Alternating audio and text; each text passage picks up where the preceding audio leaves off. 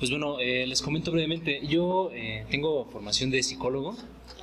Creo que dentro del campo del escepticismo, los que estén más metidos en el medio y estén en contacto con toda la divulgación del tema, no se habla mucho de los temas de ciencias sociales. En general, creo que es un área que está muy poco explorada, no solo dentro de la psicología, sino dentro de otras disciplinas como pueden ser la sociología, la antropología y demás. Sin embargo, pienso que las ciencias sociales en general tienen este halo de no tan cercano a las demás disciplinas científicas. Generalmente pensamos en ciencia y pensamos en disciplinas como la física o la química, en las cuales hay un método que históricamente ha estado construido y que tiene mayor o ha sido sometido a más pruebas en muchos sentidos. Entonces, creo que en este sentido la psicología es una ciencia joven que aún está reflexionando sobre sus métodos y que por esa razón no ha tenido tal vez el impacto dentro de los medios escépticos que podría tener. El día de hoy yo les traigo esta charla a raíz de, pues principalmente de todas las discusiones que hay en el México actual respecto a cuáles son las aproximaciones más legítimas a los trabajos en psicología clínica, que es el tema que les quiero exponer, y algunas ideas generales sobre cómo pues cuál es el campo de trabajo, cuál es más bien la naturaleza de las pseudopsicologías, que es como la forma en que se les tiende a denominar, y cómo detectar este tipo de cuestiones. Y al final de cuentas, habría que hacer muchas aclaraciones que las voy a ir haciendo a lo largo de la exposición y que tienen que ver con este tema. Entonces, primero que nada es importante identificar ¿qué es la psicología científica? Pues bueno, la psicología como tal es una área, una disciplina que se interesa en el estudio tanto del comportamiento, principalmente del comportamiento, como de los procesos mentales del individuo. Es una disciplina que hace uso del método científico. El método científico es una cuestión que, digamos que en otras disciplinas como la biología o la física, está bien delimitado. Hay una tradición histórica de investigación que ha dado pie a que la ciencia continúe su desarrollo, digamos, de forma natural, pero en la psicología tenemos una discusión teórica. Los que estudiamos en facultades en todo el país sabemos que uno ingresa a la carrera y le empiezan a enseñar teorías, ¿no? Hay muchas teorías sobre un mismo fenómeno. Entonces, a diferencia de otras disciplinas científicas, la discusión es más dispersa. Hay mucha heterogeneidad en términos de cuáles son las diferentes escuelas de psicología, los diferentes enfoques teóricos que existen para explicar un mismo fenómeno. Yo quisiera empezar con esto para decirles que, bueno, eso es una de las razones por las cuales la disciplina tiene esta problemática, ¿no? Y que ha dado pie a que haya tantas prácticas pseudocientíficas. En términos generales, la aproximación que tiene la psicología a la ciencia es muy parecida a la de otras disciplinas.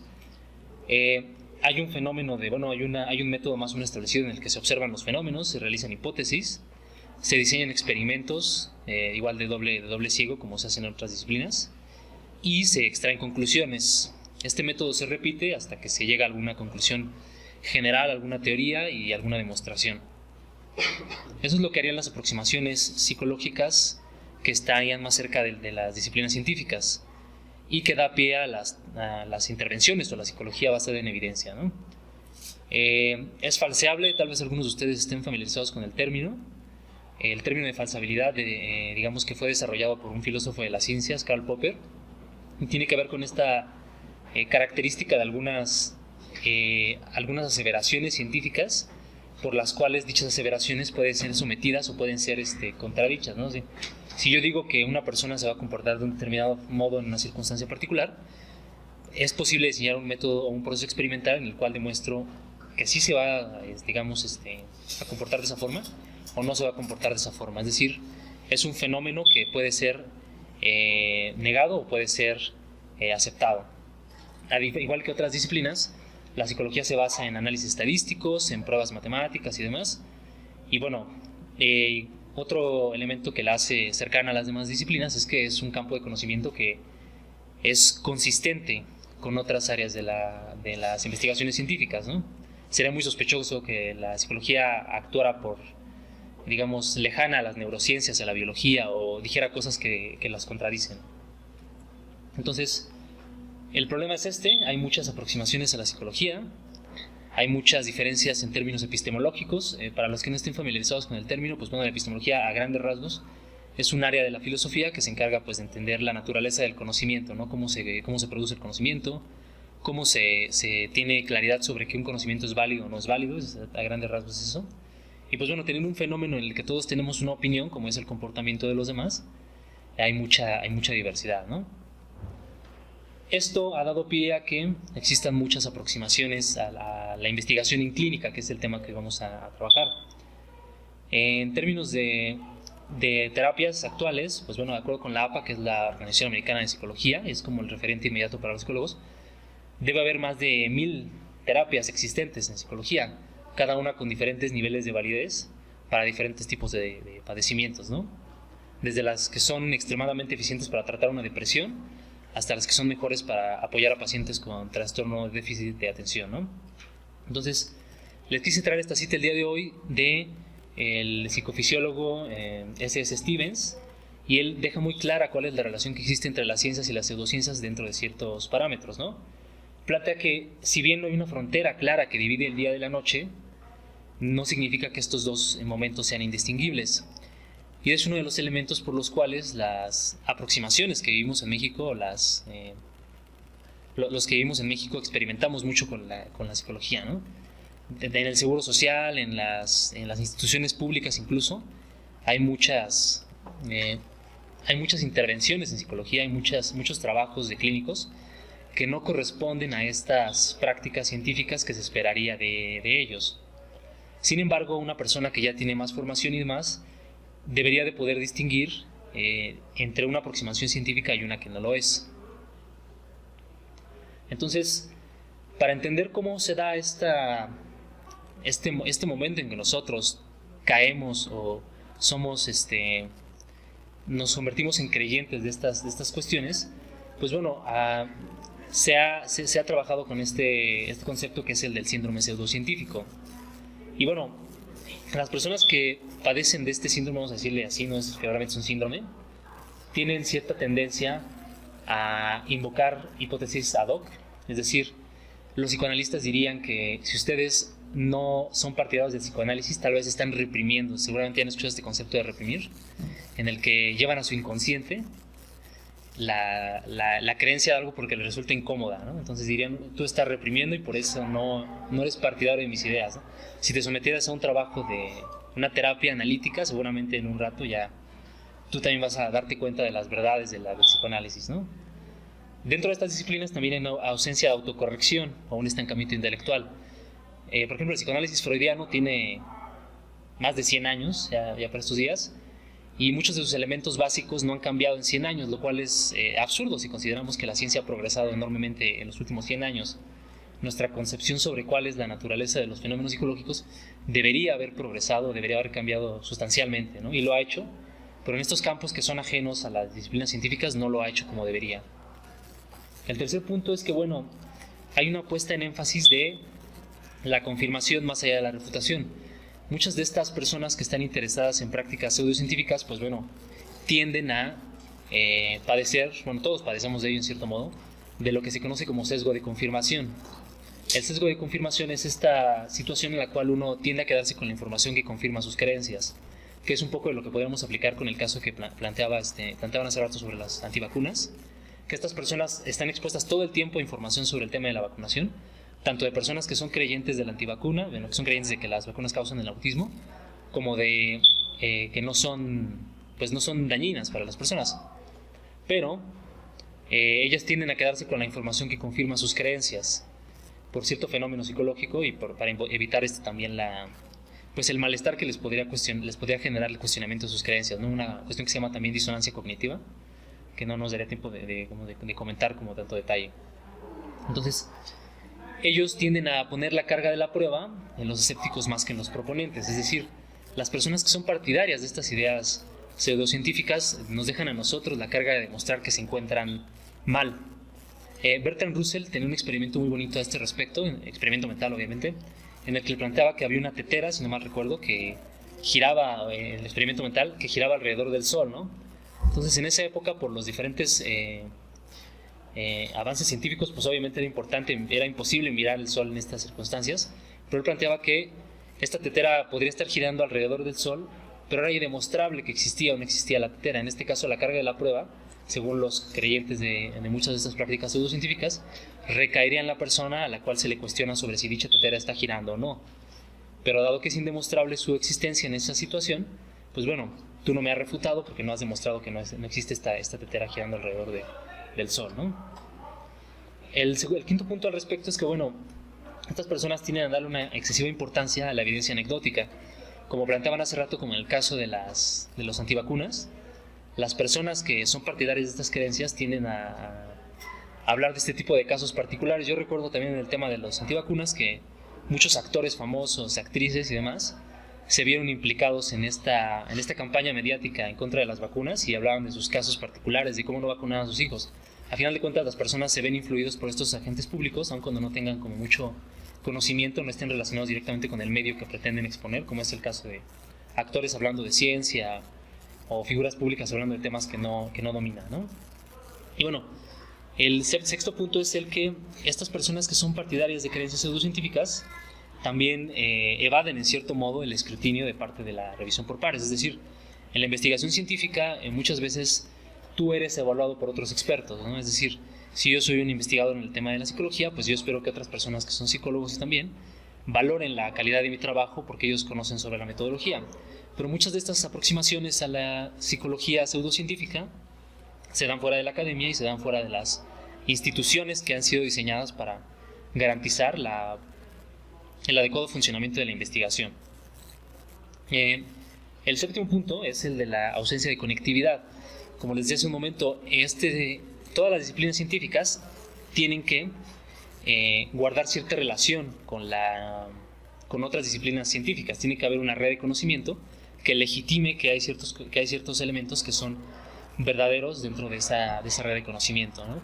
Yo no esperaría que un biólogo dijera o un físico dijera y me refutara, digamos, la teoría de la relatividad de la nada, ¿no? Con una sola investigación. Es un conocimiento tan asentado que, bueno, tendría que pasar por una serie de escrutinios más severos para que pudiera ser refutado por la comunidad científica. Sin embargo, muchas de estas aproximaciones que ahora vamos a ver no son consistentes con los conocimientos que se tienen, no solo dentro de la psicología científica, sino también dentro de otras disciplinas como las neurociencias o incluso la biología más elemental, ¿no? Como en algunos casos del psicoanálisis. También hacen uso de palabras impresionantes que, bueno, tienden a, digamos, apropiarse de los elementos de la ciencia que es verdadera, por así decirlo, que está basada en más componentes de investigación, para legitimar su validez. Ahora está muy de moda lo que empieza con el prefijo neuro, neurocoaching, programación neurolingüística, neuroemoción, todas estas cosas que de alguna forma se han apropiado del lenguaje técnico mal utilizado, por supuesto, de las neurociencias y que han tratado de atender a nichos de mercado, porque al final de cuentas muchas de estas personas entran ahí por el negocio. Hay otras que lo hacen sinceramente creyendo que es verdad, pero muchas de ellas lo hacen por el negocio, ¿no? Y bueno, hay ausencia de fronteras, es difícil a veces delimitar bajo qué condiciones funciona una declaración o no. Eso pasa mucho con el psicoanálisis, que si ustedes, dentro de la carrera uno está constantemente en debate sobre la naturaleza de la psicología, y si uno se pone a debatir con un psicoanalista, tienen respuestas para todo, ¿no? Entonces, debes de desconfiar, yo pienso, de alguien que tiene respuestas para todo, porque o está engañándote o realmente no sabe de lo que habla, ¿no?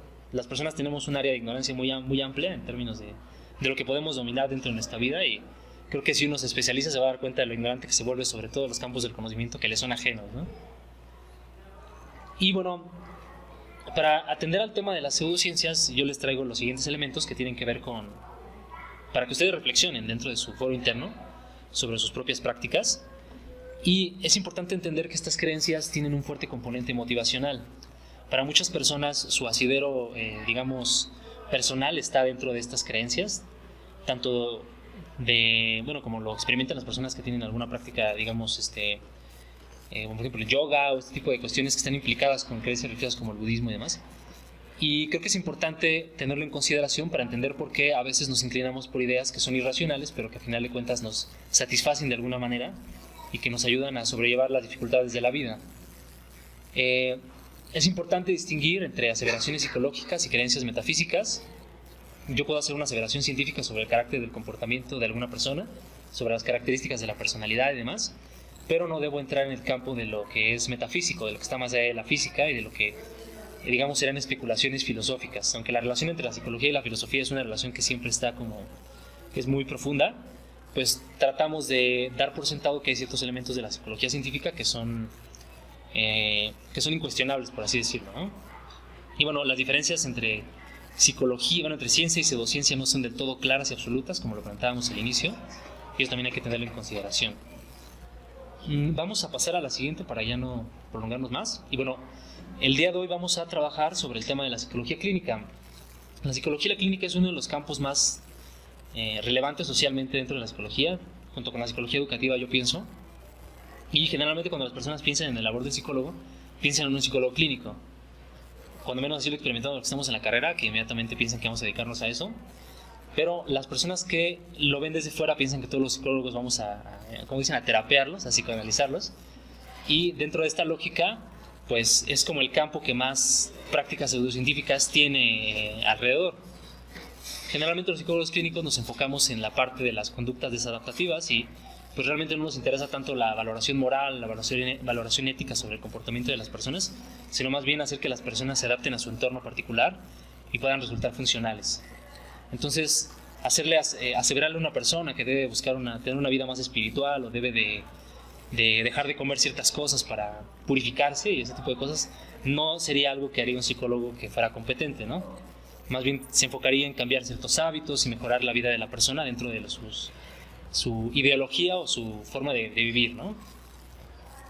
Entonces, la pseudopsicología es básicamente este problema que padece principalmente la psicología clínica. También hay pseudopsicología en el campo educativo, como con este tema de los estilos de aprendizaje, que tú eres auditivo, tú eres visual, o este tipo de cosas también es un poco de lo que padece la psicología en términos del campo educativo. Y bueno, lo que caracteriza las pseudociencias es que son prácticas que simulan ser ciencia, pero en realidad no lo son. Digamos que le roban ese nombre a la ciencia verdadera y se lo apropian. El problema aquí es que dentro de la psicología, pese a la formación que tenemos muchos y que tienen mucho en las carreras, pues bueno, estamos muy inclinados a adoptar estas creencias. Uno lo ve en las carreras, no solo en las carreras de instituciones públicas, sino en instituciones privadas y demás. Incluso muchos profesores son partidarios de estas cosas. No es extraño el profesor que se dedica a la clínica y que además te receta tus chochos homeopáticos y demás, o te dice que vayas a las sesiones de Reiki o de acupuntura para que te arreglen integralmente, ¿no? Es algo que padecen también los médicos. Ya tenemos la facultad del Politécnico, ¿no?, de medicina homeopática, que algunos ya ubicarán, y que es increíble que pese a que ellos tienen una formación médica severa, se den esta clase de situaciones en que siguen siendo partidarios de creencias homeopáticas. En el campo de la psicología esto ha sido investigado en términos de que, bueno, nuestra formación, dependiendo de las facultades en las que están, porque bueno, en una institución pública la idea es que tengas una formación integral en investigación, haces muchas prácticas, estás muy familiarizado con los procedimientos científicos, pero en muchas instituciones se tiende a poner mayor énfasis en que te enseñen a trabajar en la clínica, ¿no? Tú entras, te formas como clínico y realmente no sabes cómo funciona la ciencia que está detrás de la validación de tus prácticas como psicólogo. Existe una brecha entonces entre la investigación y la práctica pseudocientífica. También se habla de que esto sucede porque existe una preparación en metodología y filosofía de la ciencia que es muy pobre. Como yo les decía, al ser un campo relativamente joven, la psicología todavía mantiene muchas discusiones sobre cuál es la naturaleza del conocimiento sobre el comportamiento.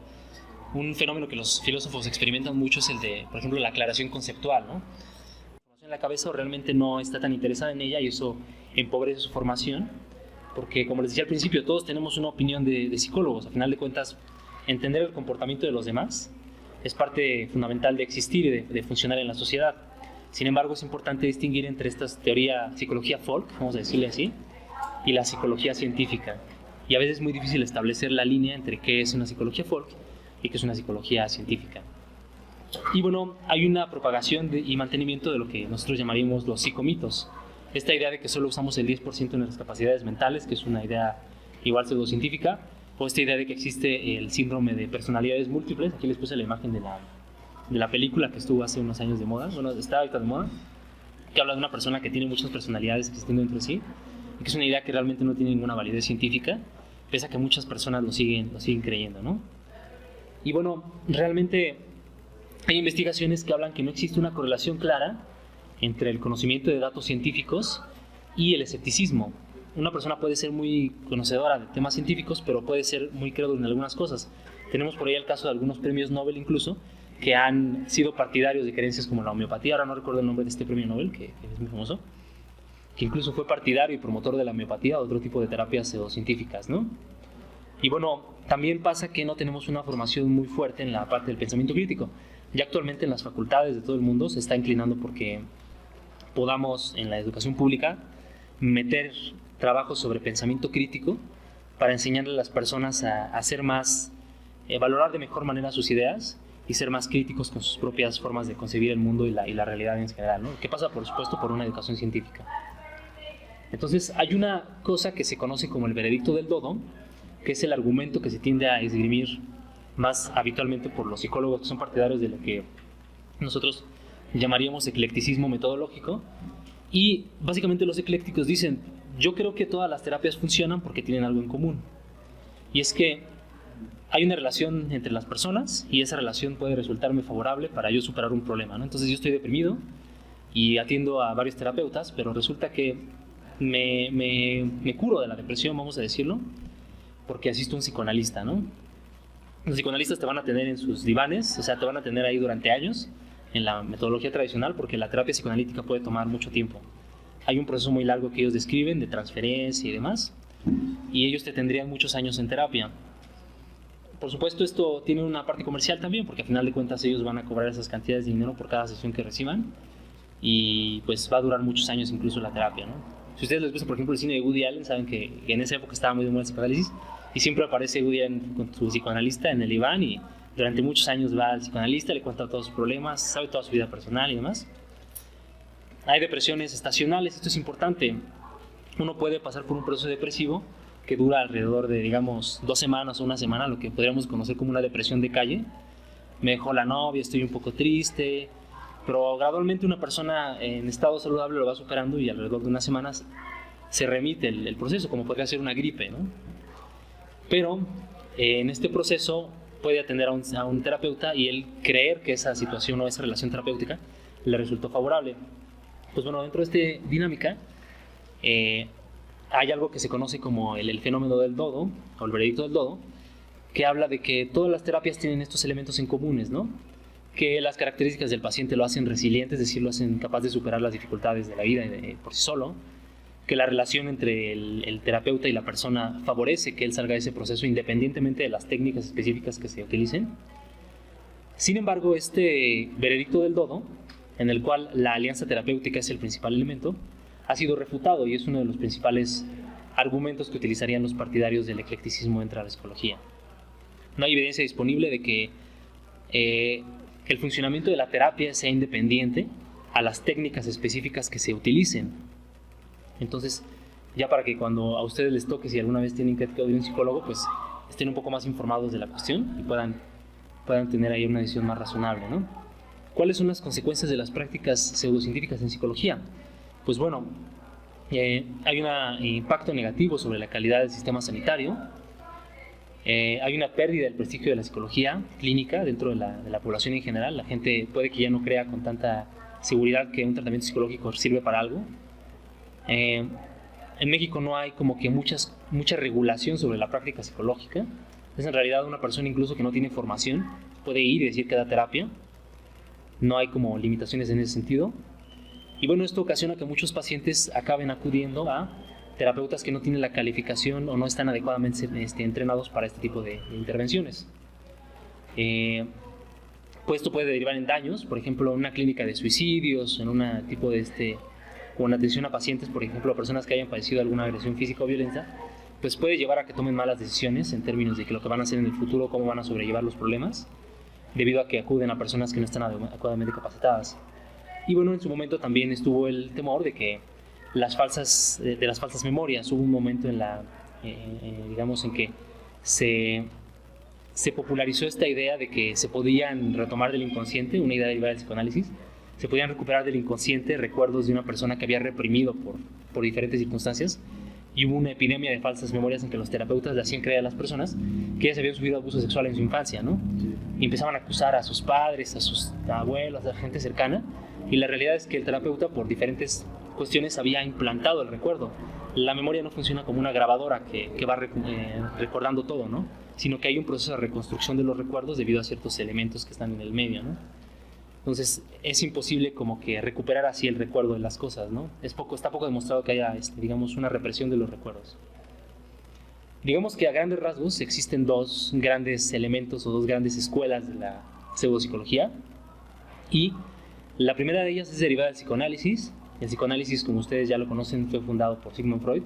Freud fue, digamos, el alumno de Charcot, que fue, digamos, el padre de la hipnosis, este fenómeno por el cual le hacían a una persona entrar en un estado de trance y le ayudaba a curarse de ciertos problemas, digamos, mentales, ¿no? Freud retomó todas estas ideas, empezó a desarrollar el psicoanálisis y fundó como toda un semillero de prácticas psicológicas que ahora abundan, ¿no? Si ustedes se ponen a investigar, hay una cantidad absurda de ideas derivadas del psicoanálisis, psicoanálisis del yo, psicoanálisis ericksoniano, psicoanálisis. Y muchas de estas ideas han impactado en la práctica clínica. Aquí en México no tanto, pero por ejemplo en otros países como Argentina, todas las facultades enseñan psicoanálisis, es la ley el psicoanálisis. Afortunadamente en México no estamos ya tan influenciados por ello, pero todavía existen como ciertas escuelas de psicoanálisis muy fuertes. Y bueno, una de estas terapias que está inspirada en el psicoanálisis es la terapia de regresión, por ejemplo, esta idea de que puedes recuperar incluso recuerdos de las vidas pasadas, que todos quieren ser Alejandro Magno o Cleopatra, ¿no? Pero la realidad es que no podemos ser así dentro de la lógica de la terapia de regresión. O la psicomagia, ¿no? Que fundó este señor que es director de cine, Jodorowsky, el padre de la psicomagia, que tiene estas ideas extrañas de que, por ejemplo, si tú fuiste una mujer que fue agredida sexualmente, pues bueno, tienes que poner una foto de alguien que representa a la persona agredida en una jaula y quemarla, ¿no? Para que puedas superar el trauma, ¿no? Este tipo de prácticas, pues bueno, hacen que las personas eviten la atención psicológica que debería recibir una mujer que fue abusada sexualmente, o una persona que padece una depresión o demás, ¿no? Podríamos extendernos y seguir analizando todas las prácticas que han sido influenciadas por el psicoanálisis, pero vamos a continuar con la siguiente gran, digamos, escuela dentro de esto. Y bueno, es la escuela de las disciplinas New Age. Las disciplinas New Age, pues bueno, fueron inspiradas en un movimiento contracultural que tenía esta creencia de que la Tierra entraría en la era de Acuario, lo que ocasionaría que hubiera una etapa para la humanidad, ¿no? Entonces muy influido por este movimiento hippie y demás, que estaba muy relacionado con los movimientos espirituales y con la gente buscando alternativas a las creencias más materialistas, vamos a suponerlo. Y muchas escuelas de la pseudopsicología fueron inspiradas por esto, ¿no? Bueno, ellos no se reconocen como pseudopsicología, pero podemos identificarlos así, como por ejemplo el neurocoaching, el brain spotting, el neuropsicoanálisis, el MDR, la terapia del rebirthing. Yo en la diapositiva anterior les ponía la foto de esta niña, Candice, no me acuerdo cómo se llama. Ella, digamos que fue víctima de una de estas terapias, la terapia del rebirthing, y lo que hacían era ponerlos bajo unas sábanas, ¿no? Porque en el proceso terapéutico les querían hacer creer que ellos estuvieran como en la misma situación en que cuando habían nacido, ¿no? Los ponían bajo unas sábanas, les alteraban, digamos, les tapaban la cara y les hacían creer que, bueno, era una simulación del proceso de nacimiento, con esta operación que uno pues debe experimentar cuando está saliendo de la mujer en el parto. Y durante esta situación la mujer fue asfixiada, bueno, la niña fue asfixiada. Entonces eso derivó en un montón de investigaciones criminales que llevaron a la prohibición de esa práctica en esos dos estados, en Carolina del Sur, no recuerdo, y en otro estado de Estados Unidos, y que llevaron a la prohibición de esta práctica. Sin embargo, en México todavía sigue practicando, todavía me ha tocado ver por ahí anuncios de que hacen rebirthing. El coaching, que ahora está muy de moda, que ahora todos quieren ser coaches, pese a que no tienen ninguna formación de psicólogo, o las constelaciones familiares, que también es otra práctica derivada de algunos psicólogos alemanes. Entonces, ya estamos, ya se me acabó el tiempo, echamos un poquito, disculpen. Y pues básicamente esas serían las prácticas pseudocientíficas que tiene la psicología y que tendrían como esta, digamos que estas ideas generales podrían ayudar a identificarlas. Yo espero que les sea de utilidad y pues bueno, continuemos con la posada escéptica.